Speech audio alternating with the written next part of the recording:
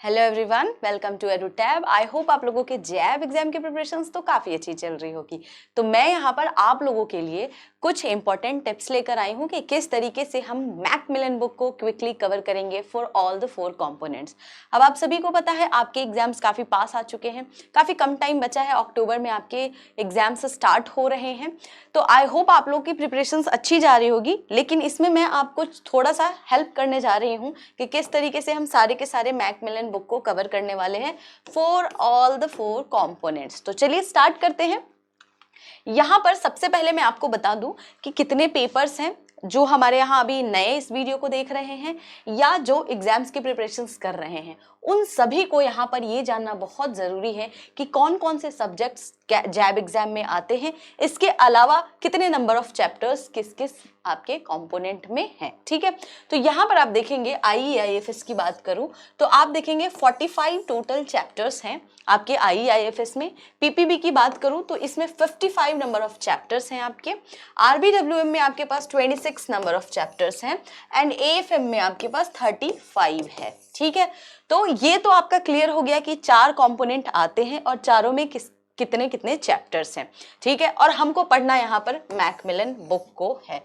तो अब कैसे पढ़े? सारे को पढ़ ले, सारे बुक्स में जो कुछ भी लिखा है। अब हमारे पास इतना टाइम तो है नहीं कि हम सारे बैठ के एक एक चैप्टर्स को आराम से पढ़े। इतने सारे चैप्टर्स हैं हर कंपोनेंट्स के, इसको पढ़ना विद इन 1 मंथ और with in a short period of time काफ़ी ज़्यादा मुश्किल होती है, राइट। तो हम सबसे पहले यहाँ पर जानेंगे कि हमको पढ़ना क्या है। तो उससे पहले मैं आपको एक चीज़ दिखा देना चाहती हूँ कि यहाँ पर हमको क्या करना है। 100 में 50 मार्क्स लाने हैं, यानी कि हमको यहाँ पर ये कोई कॉम्पिटिटिव एग्जाम नहीं है कि आपको यहाँ पर टॉप करना है, यहाँ पर आपको सिर्फ क्वालिफाई करना है, राइट। तो आपको यहाँ पर क्या करना है, एम करना है सिर्फ 60% के लिए। मैं 60% क्यों कह रही हूँ, क्योंकि अगर आप 60% का टारगेट करोगे तो ही आप 50% ला पाओगे। अगर 50 का ही टारगेट करोगे तो फिर और भी नीचे चले जाओगे। चलो, जितना का टारगेट किया उतना आपने अचीव कर लिया, इट्स वेरी गुड। लेकिन ऐसा होता है ना कि हमेशा हमें अपर जो है टारगेट करना चाहिए, यानी कि हम ज़्यादा का टारगेट करेंगे तो हमको एटलीस्ट इन बिटवीन हम आ पाते हैं रेंज में। तो आपको 60% का यहाँ पे एम करना है। तो इसलिए यहाँ से तो ये चीज़ कवर होती है कि हमें होल बुक को पढ़ना नहीं है, हमें यहाँ पे पास करना है। तो इसलिए हमको बड़े ही ध्यान से इंपॉर्टेंट टॉपिक्स को यहाँ पर पढ़ना पड़ेगा। यहाँ पर आप देखेंगे just need to study 60 to 70% of the syllabus, यानी कि हमको 100% पूरा सिलेबस नहीं पढ़ना है, 60 to 70 पढ़ेंगे और अच्छा खासा यहाँ पर मार्क्स लाके हम क्वालिफाई हो सकते हैं। तो चलिए अब देखते हैं कि कैसे ये 60 to 70% कवर करेंगे, यानी कि क्या क्या पढ़ना पड़ेगा इस 60 to 70% में। तो यहाँ पर सबसे पहले मैं आपको बता दूं कि आपको क्या पढ़ना है, कैसे पढ़ना है। तो सबसे पहला आपके पास होना चाहिए इंपॉर्टेंट मॉड्यूल। इंपॉर्टेंट मॉड्यूल का क्या मतलब होता है?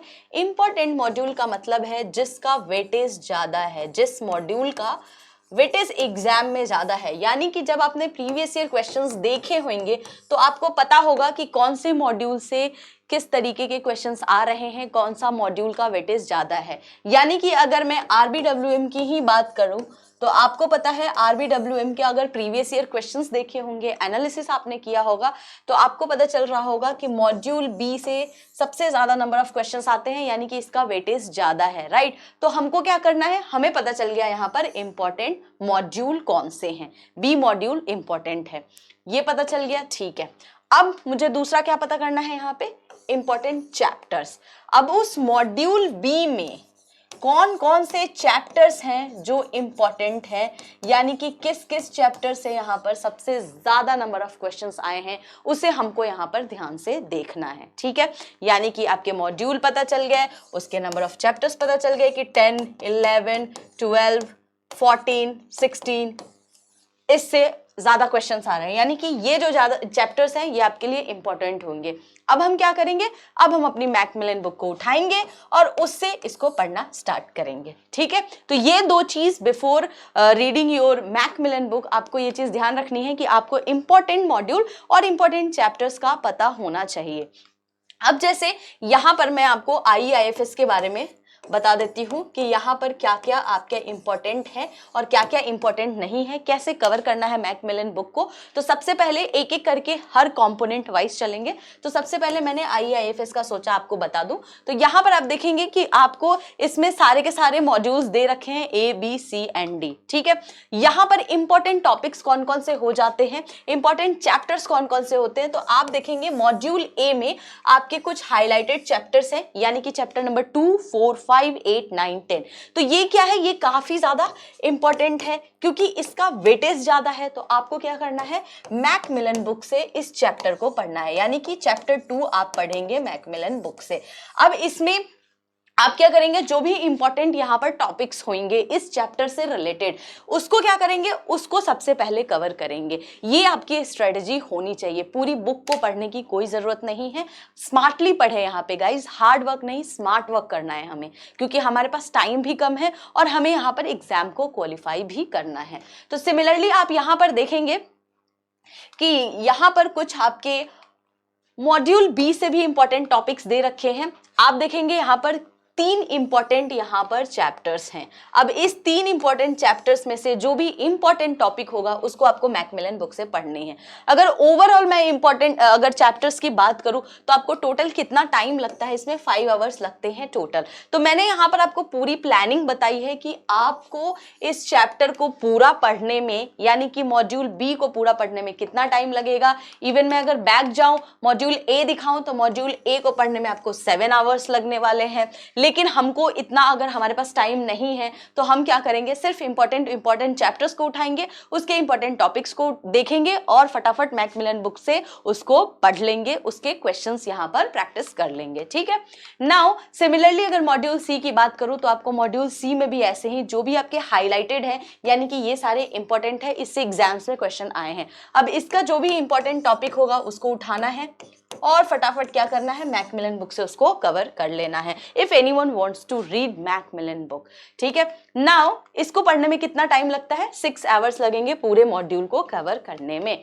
नाउ नेक्स्ट है आपका मॉड्यूल डी। अब मॉड्यूल डी में आप देखेंगे चैप्टर 30, 32, 35, 36, 37, 38, 39, 43 एंड 45। तो आप देखेंगे कि कुछ यहाँ पर इंपॉर्टेंट यहाँ पर हाईलाइटेड किए हुए हैं, इसी को आपको क्या करना है, मैकमिलन बुक से कवर करनी है और इस पूरे मॉड्यूल डी को कवर करने में आपको 12 आवर्स लगने वाले हैं। अब आपके पास तो इतना टाइम ही नहीं है ना कि हर कंपोनेंट के हर मॉड्यूल को आप इतना आवर्स दो, बिल्कुल भी पॉसिबल नहीं है। तो आपको क्या करना है, बस इंपॉर्टेंट 2 ही चीज तो आपको याद रखनी है। एक तो इंपॉर्टेंट चैप्टर कौन से हैं, चैप्टर, और उसके अलावा उसके टॉपिक्स कौन से हैं और इंपॉर्टेंट मॉड्यूल कौन सा है। फिर क्या, फिर आप जाएं आराम से बुक को पढ़े। तो ये कुछ IAFS का मैंने आपको यहाँ पर दिखा दिया है कि किस तरीके से इंपॉर्टेंट टॉपिक्स है। नेक्स्ट हम यहाँ पर बात करेंगे, अब हम यहाँ पर PPB की बात करेंगे। आपको पता है सबसे ज्यादा नंबर ऑफ चैप्टर्स ना PPB में ही है। अब ना इंसान बहुत ज़्यादा यहाँ पे घबरा जाता है, इतने चैप्टर्स हैं कैसे पढ़े। कैंडिडेट्स को लगता है कि अब हम तो इसको क्लियर ही नहीं कर पाएंगे, टाइम नहीं है और मुझे मैकमिलन बुक भी पढ़नी है।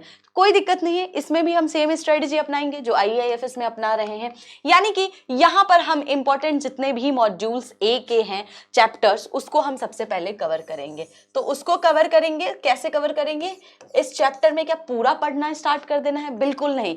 यहाँ पर देखेंगे इस चैप्टर 1 में सबसे ज्यादा कौन से कॉन्सेप्ट से क्वेश्चन आया है, ठीक है। उस कॉन्सेप्ट को हमको क्या करना है, मैकमिलन बुक से क्या करना है, उठा के पढ़ाई करनी है, ठीक है।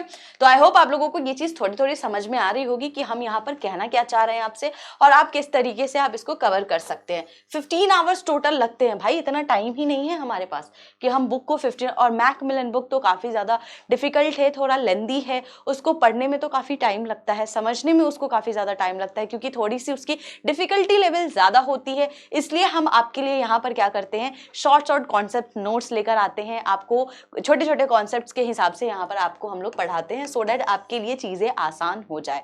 तो आई होप अगर आप लोगों को मैकमिलन पढ़नी होगी तो आप क्या करेंगे, इसी तरीके से अपनी स्ट्रेटजी बनाएंगे। ज्यादा पढ़ने की कोशिश नहीं करनी है, मैं वही बोल रही हूँ, कंस्ट्रेंट रहना है आपको, लिमिट, अपने रेस्ट्रिक्शंस पता होने चाहिए, बाउंडेशन पता होना चाहिए कि हमको बुक से क्या क्या पढ़ना है। वरना बुक में तो बहुत सारी चीजें दी गई है, सब पढ़ने बैठ जाएंगे तो एग्जाम तो कभी क्वालिफाई ही नहीं कर पाओगे, ठीक है। तो यहाँ पर नेक्स्ट मॉड्यूल की बात करेंगे। अभी देखिए मॉड्यूल ए में ही इतने सारे नंबर ऑफ चैप्टर्स हैं कि आप परेशान हो जाओगे। देखो अब ये सब क्या पीपीवी का पूरा जाके उठा के पढ़ने वाले हो क्या आप? बिल्कुल नहीं, स्मार्ट वर्क करेंगे हम यहाँ पर। अगर payment and collections of cheque अगर मेरे लिए इंपॉर्टेंट चैप्टर हो रहा है तो इस इंपॉर्टेंट चैप्टर में कौन सा कॉन्सेप्ट ज्यादा आ रहा है, किससे क्वेश्चन ज्यादा आ रहा है, हम उसी को सिर्फ पढ़ेंगे यहाँ पे, ठीक है। सिमिलरली आप देख सकते हैं मॉड्यूल बी का भी सेम आप देखेंगे, जो भी हाईलाइटेड है ये सारे आपके क्या है, इंपॉर्टेंट है, इससे एग्जाम्स में क्वेश्चंस आ रखे हैं। तो आपको इसको क्या करना है, मैकमिलन बुक से कवर करनी है। टोटल आप देखेंगे कितना आवर्स लग रहा है, 12 आवर लग रहा है पूरा मॉड्यूल बी को खत्म करने में। अब हम बात करेंगे मॉड्यूल सी की। मॉड्यूल सी थोड़ा सा छोटा है comparatively to module A and module B. तो आप इसमें देखेंगे कुछ हाईलाइटेड टर्म्स है, उसको आपको क्या करना है, पढ़ना है। टोटल वैसे मॉड्यूल सी में आपको कितने आवर्स लगने वाले हैं, 8 आवर्स, ठीक है। नाउ नेक्स्ट है मॉड्यूल डी। अब मॉड्यूल डी में आप देख सकते हैं कि सारे के सारे को यहाँ पर हाईलाइट किया गया है, यानी कि मॉड्यूल डी बहुत ज़्यादा इंपॉर्टेंट है। बट इसमें भी हम थोड़ा स्मार्ट वर्क करेंगे। कैसे करेंगे, हम देखेंगे प्रीवियस ईयर में कौन से कॉन्सेप्ट से ज़्यादा क्वेश्चन आया है, बस उसको उठाना है और मैकमिलन बुक से पढ़ लेना है, ठीक है। तो इस तरीके से आपको क्या करना है, सारे के सारे कंपोनेंट्स को कवर करना है। सिमिलरली मैं यहाँ पर आपको एएफएम के बारे में भी बता देती हूँ। तो आप देखेंगे यहाँ पर मॉड्यूल ए की बात की जाए तो कुछ हाईलाइटेड यहाँ पर की टर्म्स हैं, यानी कि कुछ हाईलाइटेड आपके चैप्टर्स हैं, उसको आपको यहाँ पर पढ़ना है मैकमिलन बुक से, जिससे ज़्यादा रिपीटेडली कॉन्सेप्ट से क्वेश्चंस आए हैं। टोटल कितना टाइम लगता है, 8 आवर्स आपको लग जाएंगे मॉड्यूल ए को कवर करने में। सिमिलरली मॉड्यूल बी की बात करूँ तो यहाँ पर कुछ ऐसे 4 टॉपिक्स हैं जिससे बार बार जो है क्वेश्चंस आते हैं, और इसमें आपके देखेंगे, आप जब प्रीवियस ईयर क्वेश्चंस को देखेंगे तो आपको पता चलेगा कि कौन सा कॉन्सेप्ट इस चैप्टर से जो है जिससे रिपीटेड क्वेश्चन आ रहे हैं उसको यहाँ पर क्या करना है, मैकमिलन बुक से कवर करना है। टोटल 7 आवर्स लग रहे हैं आपको मॉड्यूल बी को कंप्लीट करने में। यहाँ पर मॉड्यूल सी की बात करूँ तो सिमिलरली जितने भी हाईलाइटेड है, these all are the important chapters. तो यहाँ पर आप देखेंगे कितना आवर्स लग रहा है, 10 आवर्स पूरा आपको लगता है मॉड्यूल सी को कवर करने में। अब आप देख सकते हैं आवर्स गिनो, अगर आप आवर्स गिन रहे होगे तो आपको लग रहा है कि बहुत ज़्यादा टाइम लगने वाला है। हमारे पास इतना टाइम नहीं है, हमारा एकदम पास में एग्जाम है। हमको क्या करना है, हमको यहाँ पर स्मार्ट स्टडी करना है, स्मार्ट वर्क करना है, ताकि हम एग्जाम को क्वालिफाई कर सके, और वो भी ऑल द 4 कंपोनेंट्स, कोई भी एक कंपोनेंट हमारा मिस नहीं होना चाहिए। तो उसके लिए आपको स्ट्रेटजी तो ऐसी ही रखनी चाहिए। नाउ नेक्स्ट आप देखेंगे मॉड्यूल डी की बात करूँ तो आप देख रहे हैं इसमें 4 इंपॉर्टेंट जो है चैप्टर्स है। अब इसमें आपको देखना है ध्यान से कि कौन से कॉन्सेप्ट से ज्यादा क्वेश्चन आया है। टोटल कितना टाइम लगता है, टोटल 5 आवर्स आपको लग जाएंगे ये पूरे के पूरे मॉड्यूल को कवर करने में। अब मैकमिलन बुक तो इतना टफ है, इतना डिफिकल्ट है वो थोड़ा सा, कि एक बार में पढ़ के तो समझ में आने से रहा, तो अब आपको क्या करना पड़ेगा, 2-2 बार पढ़ना पड़ेगा, तो और भी ज्यादा इसमें आपको टाइम लग सकता है। इसलिए हमको यहाँ पे उस तरीके की बेवकूफ़ी नहीं करनी है, एग्जाम सामने है, ठीक है। चलिए अब हम यहाँ पर आरबीडब्ल्यूएम की बात कर लेंगे। हर कंपोनेंट के लिए मैकमिलन बुक तो बेस्ट है, क्योंकि सारे क्वेश्चंस तो आपको यहीं से आते हैं, कॉन्सेप्ट्स आप यहीं से सीखोगे, राइट। तो अब यहाँ पर मैं बता दूं कि हम आरबीडब्ल्यूएम में किस तरीके से इंपॉर्टेंट टॉपिक्स वगैरह की बात करें। तो मॉड्यूल ए की अगर मैं बात करूं तो आपको कुछ यहाँ पर इंपॉर्टेंट टॉपिक्स दिख जाएंगे, यानी कि 2 इंपॉर्टेंट टॉपिक्स हैं इसमें। आप 2 इंपॉर्टेंट चैप्टर्स आप बोल सकते हैं। तो इसमें आपको टोटल 3 आवर्स लगते हैं, ठीक है। तो आपको यहाँ पर भी स्मार्ट वर्क करना है। आपको देखना है कि role within bank operation से कौन कौन से टॉपिक से ज्यादा यहाँ पर क्वेश्चंस पूछे जा रहे हैं। जैसे मान लीजिए, चलिए इसमें मैं आपको एक एग्जांपल दे देती हूँ कि रिटेल बैंकिंग में अगर मैं role within bank operation अगर हमारा इंपॉर्टेंट चैप्टर है तो इसमें आप देखेंगे strategic business unit approach, integrated approach और डिपार्टमेंटल अप्रोच, राइट। ये 3 अप्रोचेस से आपको एग्जाम्स में क्वेश्चंस देखने को ज्यादा मिलते हैं। तो आपको क्या करना है, बस ये 3 कॉन्सेप्ट को जाना है, मैकमिलन बुक उठानी है और वहां से फटाफट इस कॉन्सेप्ट को कवर कर लेना है। ब्रांच प्रॉफिटेबिलिटी की बात करूंगी तो यहां पर आप देखेंगे return on asset, return on equity, आपका gross profit, net profit, operating profit, इन सब से आपको क्वेश्चंस देखने को ज्यादा मिलते हैं। तो आपको यहाँ पर क्या करना है, स्मार्टली वर्क करना है। ये सारे कॉन्सेप्ट को आप मैकमिलन बुक से पढ़ोगे, सारे को पढ़ने की जरूरत नहीं है, ठीक है, आपके पास टाइम नहीं है इतना। सिमिलरली अगर नेक्स्ट टॉपिक पे जाते हैं यानी मॉड्यूल बी पे आते हैं तो आप मॉड्यूल में देखेंगे आपके जितने भी हाईलाइटेड हैं ये सारे के सारे क्या हैं, इंपॉर्टेंट आपके यहाँ पर मॉड्यूल है, इससे एग्जाम्स में इंपॉर्टेंट चैप्टर्स हैं जिससे एग्जाम्स में आपको क्वेश्चंस आते हैं। जैसे मैंने अभी आपको मॉड्यूल ए में इंपॉर्टेंट आपको कॉन्सेप्ट्स बताए हैं, वैसे ही इसमें भी आपको इंपॉर्टेंट कॉन्सेप्ट्स आप जब प्रीवियस ईयर क्वेश्चंस को देखेंगे तो उससे आपको पता चल जाएगा। इसलिए मैं हमेशा कहती हूँ, जितनी बार भी मैं आप लोगों के पास आती हूँ, आपको कुछ स्ट्रेटजी बताती हूँ, तो आपसे हमेशा ये कहती हूँ प्रीवियस ईयर क्वेश्चंस को देखें। तो जो लोग अभी तक प्रीवियस ईयर क्वेश्चंस को नहीं देख रहे हैं, क्या कर रहे हैं आप लोग? एग्जाम सर पे है भाई, पढ़ाई करें। आप यहाँ पर प्रीवियस ईयर क्वेश्चंस को देखें, तभी तो आप एनालाइज कर पाओगे। कितना भी मैं आपको बोलूं, जब तक आप खुद से नहीं देखते एक सेल्फ सेटिस्फेक्शन नहीं होता है। तो आपको क्या करना है, आज ही, अगर आप इस वीडियो को देख रहे हैं तो आज ही जाएं और फटाफट सारे कंपोनेंट के प्रीवियस ईयर क्वेश्चंस को देखें कि किस तरीके के क्वेश्चंस आ रहे हैं, कौन कौन से चैप्टर से आ रहे हैं, और उसके बाद आप मैकमिलन बुक को क्या करेंगे, उस कॉन्सेप्ट को अच्छे से वहां से कवर करेंगे। ठीक है, वहां पर आप देखेंगे लास्ट में मैकमिलन बुक में आपके ना कुछ एमसीक्यूज भी दिए हुए हैं 3-4, उसको भी आप वहां पर कवर करेंगे, यानी कि उसको भी आपको सॉल्व करना है। काफी ज्यादा हेल्प करेगा आपको एग्जाम के लिए। तो यहाँ पर आप कितना टाइम आपको लग जाएगा, अगर आप मॉड्यूल बी की बात करो तो टोटल 8 आवर्स आपको लग जाएंगे पूरे मॉड्यूल बी को कवर करने के लिए। नेक्स्ट आप देखेंगे यहाँ पर मॉड्यूल सी, तो आप यहाँ पर देखेंगे कुछ 3 इंपॉर्टेंट चैप्टर है, इससे एग्जाम्स में आप देखेंगे रिपीटेडली क्वेश्चंस आए हैं। इससे कॉन्सेप्ट्स जो है, कौन कौन से कॉन्सेप्ट से इंपॉर्टेंट क्वेश्चन है उसको आपको देखना है, और फिर मैकमिलन बुक को यहाँ पर भी पढ़ना है। कितना टाइम लग जाएगा आपको इसमें? टोटल 5 आवर्स इसमें टाइम लगने वाला है आपका। मॉड्यूल डी में आप देखेंगे आपके ये चारों के चारों इंपॉर्टेंट है, यानी कि मॉड्यूल डी और मॉड्यूल बी तो भाई बहुत ही ज्यादा इंपॉर्टेंट है। ठीक है, तो आपको क्या करना है, मॉड्यूल डी में यहाँ पे भी आपको स्मार्ट वर्क करना है, देखना है कि किस कॉन्सेप्ट से ज्यादा क्वेश्चन आए हैं, उस कॉन्सेप्ट को आपको यहाँ पे पढ़ना है। कितना टाइम लग जाएगा आपको? 5 आवर्स टोटल यहाँ पर टाइम लग जाएगा आपको मॉड्यूल डी को करने में।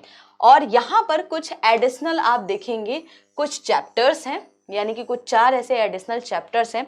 इससे या तो एग्जाम में एक क्वेश्चन आता है या आता भी नहीं है। तो अगर आपके पास टाइम है and if you want to read these 4 component, तो 4 चैप्टर्स, तो आपको क्या करना है, यहाँ पे इन चारों चैप्टर को अगर टाइम हो तो आप पढ़ लेना, अगर टाइम नहीं है तो आप इसको छोड़ भी सकते हो। अब इतना, क्योंकि इसमें पता है कि आता ही नहीं है तो इतना क्यों दिमाग लगाना है ना, हमको तो पास करना है ना। तो हमारे पास इतने सारे चैप्टर्स पड़े हुए हैं जिससे इतने इंपॉर्टेंट क्वेश्चंस आते हैं, उसको छोड़ के आप यहाँ कहाँ जा रहे हो पढ़ने 1 नंबर के लिए?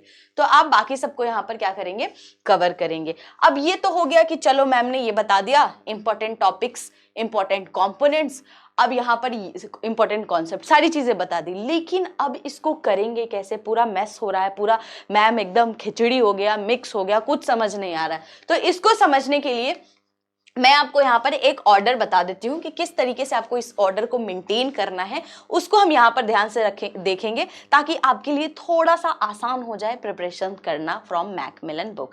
तो आपको क्या करना है, सबसे पहले क्विकली सिलेबस को कवर करना है। अब सिलेबस को क्विकली कवर करने का क्या मतलब है, यानी कि आपको देखना है कि सबसे जो छोटा चैप्टर है, सबसे जो छोटा आपका मॉड्यूल है, उसको क्या करना है, फटाफट यहाँ पर कवर करते चले जाना है। और धीरे धीरे आप क्या करेंगे, उसी फ्लो में यहां पर क्या करेंगे, छोटे से बड़े साइज की तरफ, यानी कि आरबीडब्ल्यूएम आपको पता है सबसे छोटा है, सबसे पहले इसी को कवर कर लो फटाफट क्विकली से। इसके अलावा आप देखेंगे इसके बाद आपका एएफएम है, उसके बाद आपका पीपीबी है, नहीं उसके बाद आपका आईआईएफएस है, राइट, और उसके बाद है पीपीबी। तो इस फ्लो में आप रखें, ये फ्लो टोटली आप पे डिपेंड करता है। मैं यहाँ पर आपको बस सजेशन दे रही हूँ, आपको क्विकली किसी भी तरीके से यहाँ पर क्या करना है, सिलेबस खत्म करना है। मतलब कैसे करेंगे, थॉरली स्टडी करना है। एकदम से एक बार में तो आपको भी पता है कि कॉन्सेप्ट समझ में नहीं आने वाला है, तो थॉरो एक बार रीडिंग करेंगे सारे के सारे चैप्टर्स का। उसके बाद आपको एक सबसे इंपॉर्टेंट चीज जो ध्यान रखनी है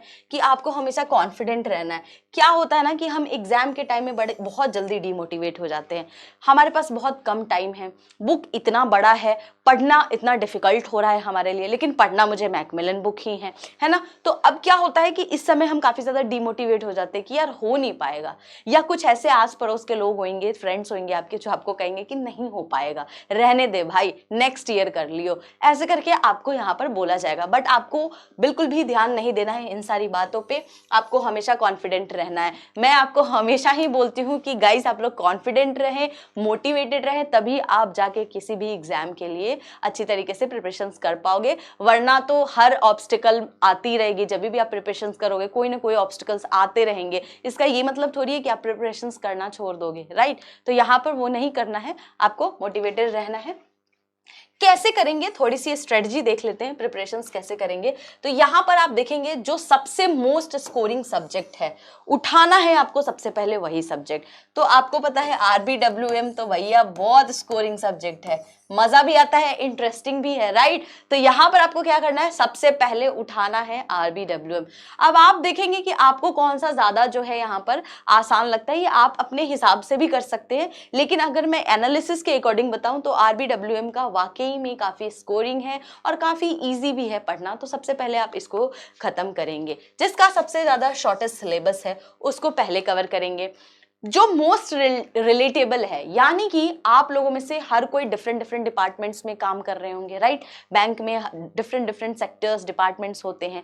तो अब आप देखेंगे कि कौन सा आपके लिए ज्यादा रिलेटेबल है, कौन सा आपके लिए ज्यादा आसान हो रहा है। कुछ लोग यहाँ पर अकाउंट्स बैकग्राउंड से होंगे जिनके लिए अकाउंट्स ज्यादा ईजी होता होगा। कुछ लोग जो है यहाँ पर लोन्स वगैरह डिपार्टमेंट से होंगे तो उनको लगता होगा कि रिटेल बैंकिंग थोड़ा ईजी है, तो आप उनको कवर करोगे। तो आप अपने हिसाब से जो आपके लिए ज्यादा रिलेटेबल हो, जो आपके लिए ज्यादा आसान हो, उसको क्या करना है, उसको उठाना है और उससे मैकमिलन बुक को क्या करना है, कवर करना है। इसके अलावा जो सबसे ज्यादा इजी हो अंडरस्टैंड करने के लिए, अगेन ये आप पे डिपेंड करता है कि आपको कौन सा ज्यादा इजी सब्जेक्ट लग रहा है, ज्यादा इजी कंपोनेंट है, आप उसको उठाएं और उसको मैकमिलन बुक से पढ़ें, ठीक है। तो ये आपकी कुछ स्ट्रेटजी होनी चाहिए। यहाँ पे फ्लो कैसा होगा, तो कैसे हम इसमें ऑर्डर रखेंगे कि हम अपने कंपोनेंट्स को कवर कर सके। तो यहाँ पर मैं ऑर्डर आपको बता देती हूँ। Again this order is not universal truth कि मैंने बताया है तो आपको ऐसे ही फ्लो बनाना है, बट यहाँ पर आप अपने हिसाब से चेंजेस कर सकते हैं। तो यहाँ पर एक जेनरिक फ्लो मैं आपको बता रही हूँ कि आपको अगर मैकमिलन बुक कवर ही करना है तो स्टार्ट कर दे RBWM से। थोड़ा सा मोटिवेशन मिलेगा क्योंकि इजी है, स्कोरिंग है। तो जब इसको पढ़ेंगे तो थोड़ा सा अच्छा फील होगा कि अरे वाह मुझे तो आता है। तो इसलिए आपको क्या करना है, RBWM को स्टार्ट करना है, यहाँ से उठाना है, ठीक है। जब RBWM के आपके इंपॉर्टेंट चैप्टर्स में इंपॉर्टेंट कॉन्सेप्ट्स यहाँ पर कवर हो जाएंगे मैकमिलन बुक से, फिर आप क्या करेंगे, यहाँ पे एक टफ वाला उठाएंगे। टफ कौन सा है टफ, तो यहाँ पर IAFS का आप पेपर देखते होंगे, काफी टेक्निकल आता है। बहुत लोगों के लिए पेन पॉइंट होता है कि IAFS का बड़ा डिफिकल्ट होता है, हम क्वालिफाई नहीं कर पाते हैं।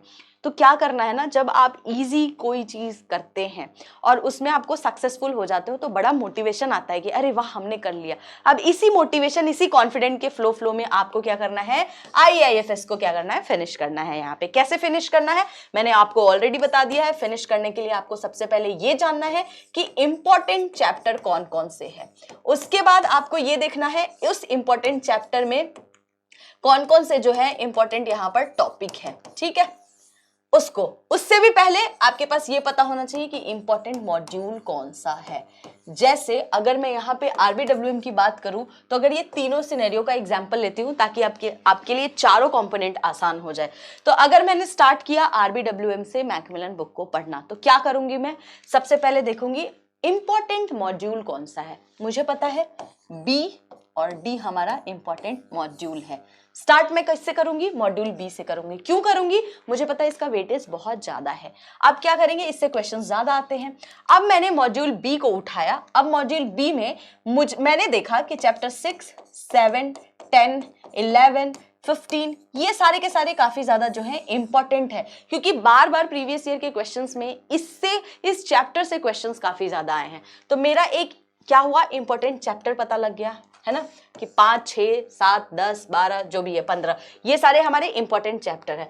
अब इस पूरे चैप्टर को तो मैं नहीं पढ़ने जाऊंगी मैकमिलन बुक से। अब मैंने देखा कि चैप्टर 6 में हमें दिख रहा है 2, 3 या 4 कॉन्सेप्ट ऐसे दिख रहे हैं जिससे बार बार क्वेश्चंस आए हैं, जो बहुत ही इंपॉर्टेंट हो रहा है।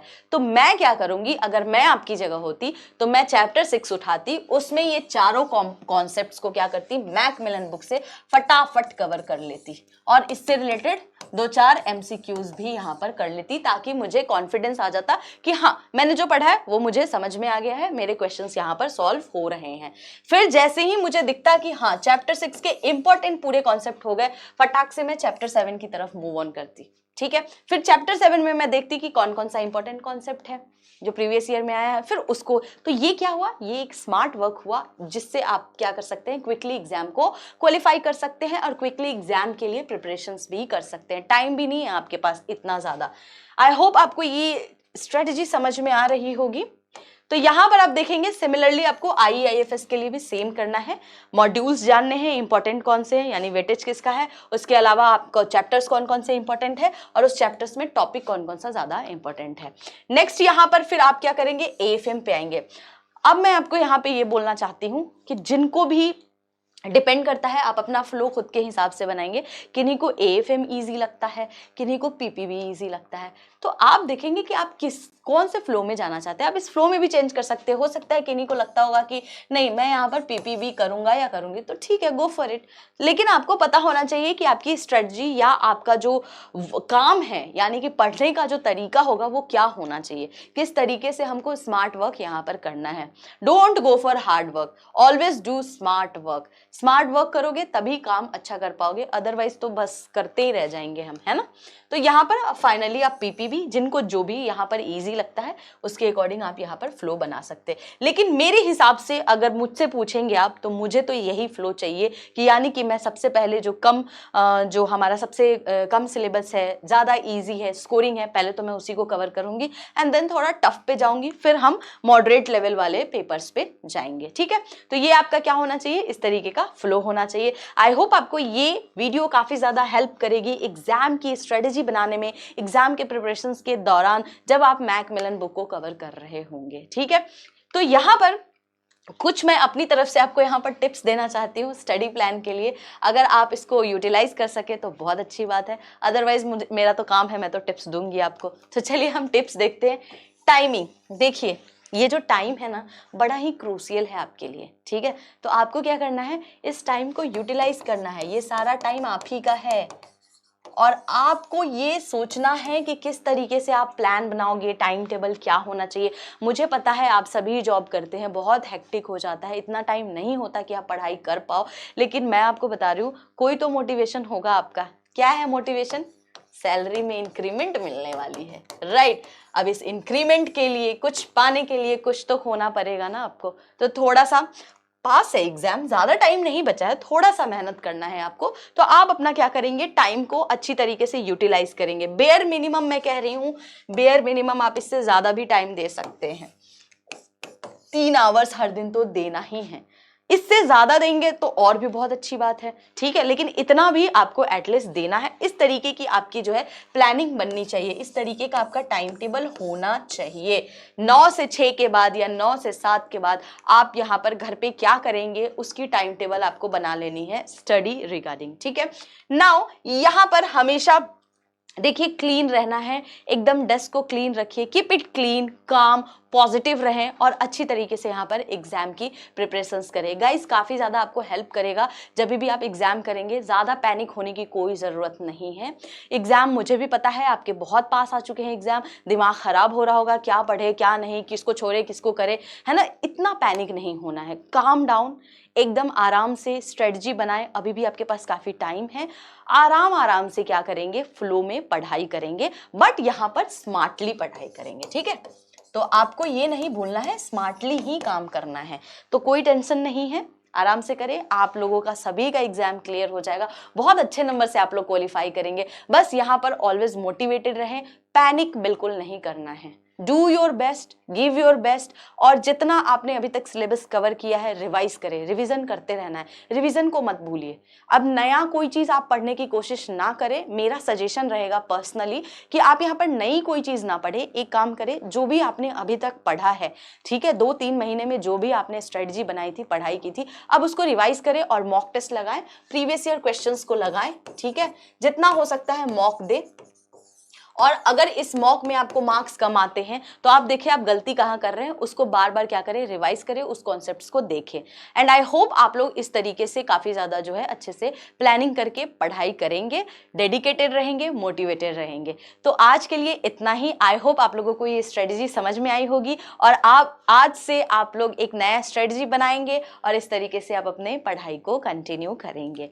तो आई होप आप लोगों को कोई दिक्कत नहीं आई होगी। अगर आप लोगों को हमसे कांटेक्ट करना है तो आप हमें कॉल कर सकते हैं इस गिवन नंबर पे। इसके अलावा आप हमें मेल भी कर सकते हैं, मैं आपको मेल आईडी दे देती हूँ, hello@edutab.co.in पे। ठीक है, इसी तरीके से आप लोग एग्जाम की पढ़ाई करते रहें, प्रिपरेशंस करते रहें। All the very best to all of you guys. तो मिलते हैं अब हम लोग नेक्स्ट वीडियो में।